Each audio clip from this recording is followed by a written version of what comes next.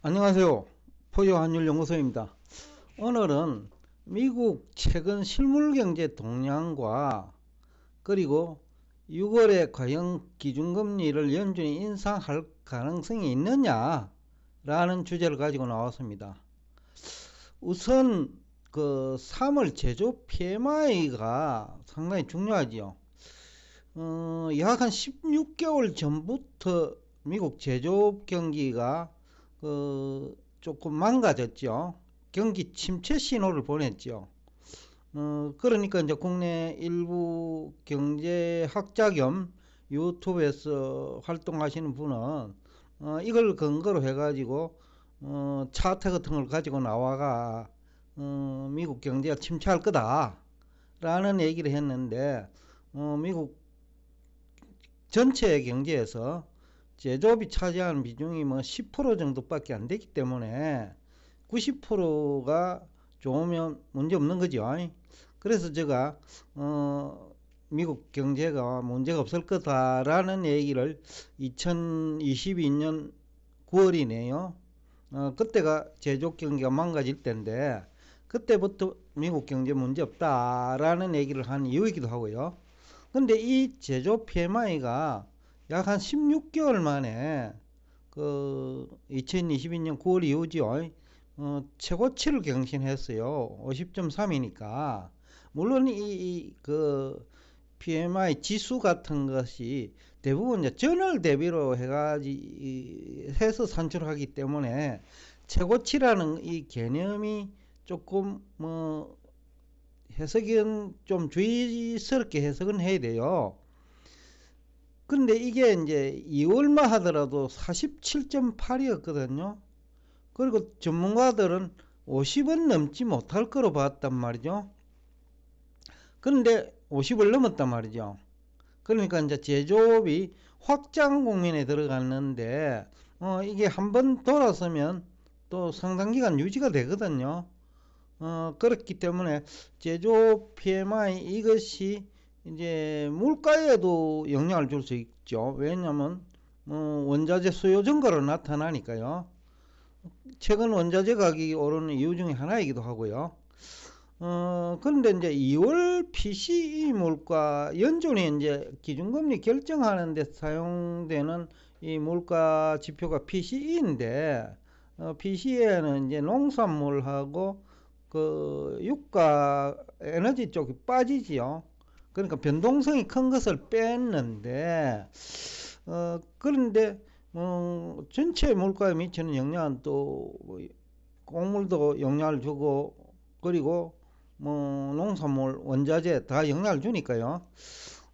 일단 PCE가 전월 대비로 하면 2월달에 0.3%인데 1월 대비 그죠? 근데 전년 동기 대비로 하면 2.5%인데 이게 1월하고 얼추 비슷해요. 근데 이걸 한 달 단위로 끊지 아니하고 6개월 단위로 끊으면 이게 전년 동기 대비 아직까지 2.9% 상승이단 말이죠. 그래서 이게 연준 입장에서 조심스러운 거예요. 실물 경제도 살아나니까 또 금리에 대한 부담이 없는 거죠. 제조 PMI가 살아나니까. 지금까지 연준이 그래도 기준금리 인하를 하겠다고 한 것이 제조업 쪽은 조금 문제가 있었거든요. 약 한 1년 3, 4개월 동안. 그러니까 이제 이게 연준에 부정적인 영향을 줬다고 볼 수 있거든요. 금리 인하 언제 하는 시기가 언제쯤 좋을까라는 생각을 하게 됐는데, 근데 제조 PMI 지수가 살아나면 이런 걱정을 연준 입장에서 할 필요가 없죠. 거기다가 1분기 성장률 제가 앞 시간에 2% 초반은 확실시 된다고 했는데, 만약에 PMI가 살아난다면, 또 3월부터 살아났다면 PMI라는 게 실제 구매하는 거거든요. 그러니까 3월에 구매를 했다라는 거예요. 지금은 이제 아직까지는 2월께 주로 나오는데 이거 PMI 지수는 3월입니다. 그러니까 3월에 구매를 했다라는 거예요. 이 얘기는 1분기 성장률이 2% 중반대도 나오겠다. 2.5% 이상이죠. 뭐 그런 생각도 들어요. 그러면 연준 입장에서는 금리를 인하할 명분이 전혀 없는 거죠, 이제. 뭐 1, 2월만 하더라도 1분기 성장률에 대해서 1월, 2월이죠. 그때는 0%대 성장이니까 1, 2월만 놓고 보면요. 1월은 마이너스 성장, 2월은 뭐 12월과 같으니까 조금 0%, 뭐 1, 2월 합하면 0.5%도 안 나올 거예요. 그런 성장을 하니까 연준 입장에서는 불안하죠. 제가 뭐 여러 차례 얘기해서 했습니다만은 연준은 예상기관이 아니에요. 대응기관이라는 거죠. 그래서 중앙은행 직원은 애널리스트 없어요. 분석을 하지 아니하고 조사를 하는 사람들이에요. 그 조사 결과를 가지고 대응을 하거든요. 그런데 혹자들은 연준이 능력이 없는 것처럼 얘기하는데 연준은 조사하는 집단이기 때문에 그 애널리스트처럼 능력의 문제가 아니에요. 지금 그 우리 국내 경제 전문가들이 연준에 대해서 좀 오해를 하고 있는 것 같아요. 연준은 전망을 하는 조직이 아니고 조사를 해가지고 대응하는 조직인데 마치 연준이 무능한 것처럼 얘기를 하면 안 됩니다. 일부 경제 전문가들 중에서는 연준이 마치 무능한 조직인 것처럼 뭐 얘기하는 사람도 있더라고요. 특히 지난해 초 정도에 왜 연준이 대응을 잘 못했느냐라고 넉장 대응을 한 거 아니냐, 뭐 기준금리 인상할 무렵이죠. 그런데 그게 아니라는 거죠. 연준은 대응기관인데 그 사후적으로 자꾸 높아지는 것이 있는 것은 연준의 역할이 아니라는 거죠. 오히려 그런 것들은 애널리스트들이 해줘야 돼요. 아니면 정부 조직은 이걸 해요. 그 물가 같은 거는 뭐 지난 1, 2개월간 또 지난해 동기 대비 올라서니 앞으로 어떻게 될 거다.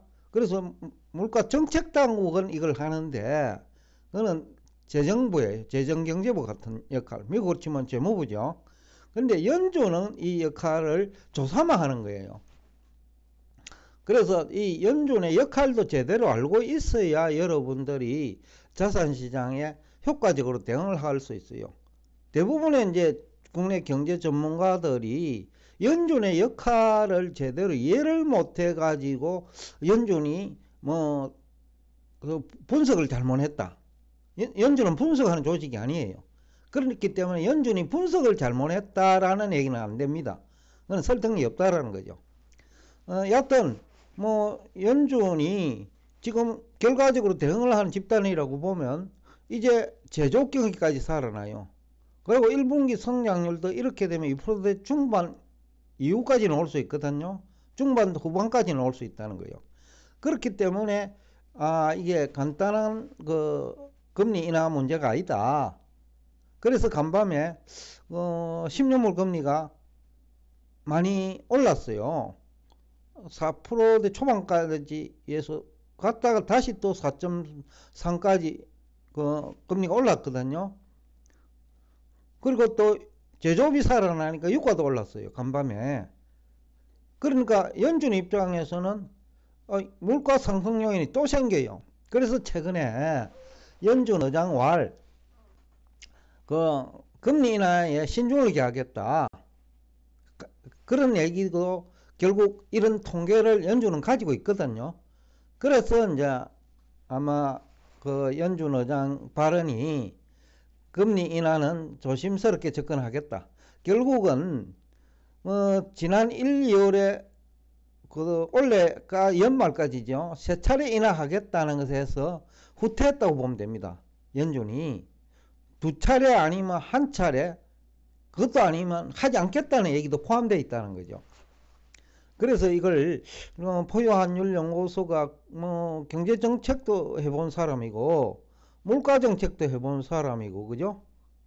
그 다음에 애널리스트 팀장도 해본 사람으로서 국내에서는 저처럼 이런 경험을 가진 사람 거의 없을 거라고 보는데 세 가지 그 연준과 관련된 세 가지 경험을 해본 사람, 심지어는 금리 정책까지 해본 사람이기 때문에 아마 저 얘기가 국내 어떤 연구소나 한국은행보다도 경험이 있기 때문에 오히려 설득력이 있지 않을까 싶어요. 뭐 지금까지 경제 성장률만 놓고 보면 미국입니다.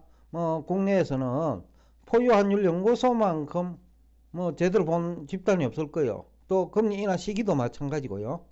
제가 지난해부터 계속해서 금리 인하 얘기할 때마다 제가 뭐 금리 인하는 6월까지는 없을 거다, 그런 얘기를 계속 해왔잖아요. 지금 현재 미국 실물 경제가 뭐 그걸 뒷받침해주고 있고, 연준도 이제는 좀 후퇴한다. 즉 1월, 2월에는 연말까지 한 3차례 금리 인하를 할 수도 있다라는 의지라는 표현이 되는지 모르겠는데요. 한 3차례 정도 인하할 수도 있다 해서 이제는 잘 모르겠다, 내지는 원래 하지 않을 수도 있다라는 쪽으로 바뀌고 있다. 연준 점도표에서도 한 2명 정도는 원래 금리 인하 없다라는 의사표시를 한 것 같아요. 그분은 아마 실물에서 뛰는 연준 위원이 아닌가 싶어요. 여튼 지금 미국 현지 분위기는 6월 금리 인하는 아닌 것 같다. 그리고 앞에서 제가 2분기 미국 GDP 성장률 2% 중반 정도로 얘기했는데, 지금 제조 PMI를 보니까 경우에 따라서는 2분기에는 3% 성장도 가능하겠다는 거죠. 바로 이게 이제 자산 시장에 미치는 영향이 이제 지금 제조 PMI에서, 물가에서, 그리고 금리에서, 그 다음에 하나는 상장기업 매출액이죠. 그리고 영업 실적하고 지금 연결되는 1년의 그 지표들이 6월 금리 인하는 어렵다. 그렇고 기업 이익은 금리 고공 행진에도 불구하고 또 증가하겠다라는 우리가 분석이 가능하죠. 그리고 10년물 국채 금리가 어떤 향후 3개월 안에 한 번은 4.5%를 돌파할 것 같다. 지금은 4.3이지만은 그 이후에 이제 채권 시장은 또 개입을 해야 되겠고, 근데 이제 금리가 4.5가 일시적으로 간다고 하면 조금 조정은 또 일시적으로 받을 수는 있겠지만은 전체 미국 증시에 미친, 주식시장에 미치는 영향도 그 부정적인 영향 크지 않을 것이다라는 얘기를 하고 싶습니다. 그리고 채권 시장에서도 이해관계자들이 1월 2월만 하더라도 80%, 90% 6월 금리 인하는 확실하다고 해서 간밤에 지금 분위기는 60%대로 크게 후퇴됐어요. 아마 4월 한 달이 지나면 그때 되면 또 소비가 나오고, 그죠? 여러 가지 또 관련 지표들이 나오면 40% 이하로 후퇴될 가능성이 높다. 즉 6월 금리 인하는 어렵지 않느냐라는 얘기를 할 수 있겠습니다. 그렇다면 이제 주식과 채권, 외환시장 영향은 어떻게 될까요? 일단 10년물 국채 금리는 4.5% 돌파 확률이 높아졌어요. 그리고 주식시장은 제조업 경기가 살아나니까 조정을 받은 이 제조업 부분에서 또 살아날 수 있겠죠.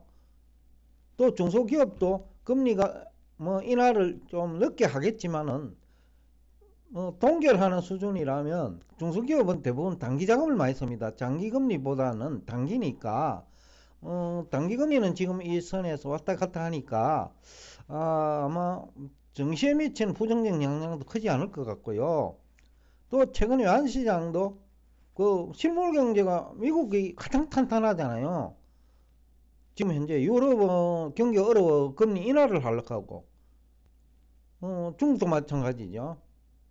우리도 금리 인하하고 싶은데 미국 때문에 못하는 거예요. 해봐야 소용이 없으니까.